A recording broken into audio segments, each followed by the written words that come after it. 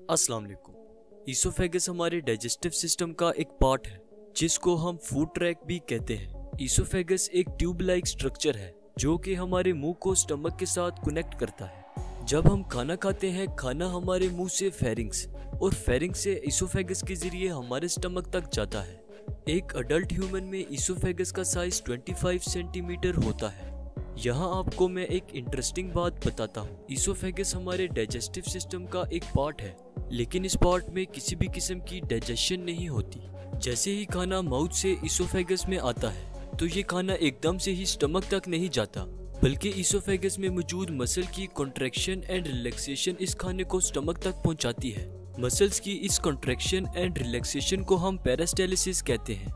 हमारे सांस की नाली जिसे हम ट्रैकिया कहते हैं, जिसका दूसरा नाम विंड पाइप भी है, ये विंड पाइप हमारे ईसोफेगस के साथ ही होता है।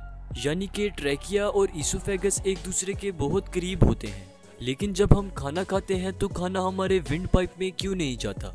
वो इसलिए कि हमारे माउथ के एंड में एक थ्रोट होता है। ये थ्रोट स्प्लिट होता है ईसोफेगस और विंड पाइप में।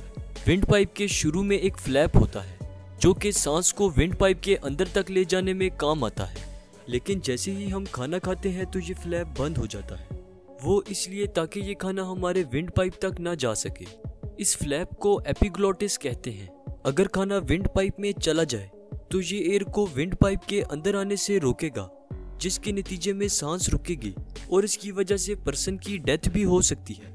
हमारा ईसोफेगस जहाँ से शुरू होता है इस जगह को अपर ईसोफेगस स्फिंक्टर कहते हैं, और जहाँ ये ईसोफेगस खत्म होता है इस जगह को लोअर ईसोफेगस स्फिंक्टर कहते हैं। उम्मीद करता हूँ आपको ये वीडियो पसंद आई होगी।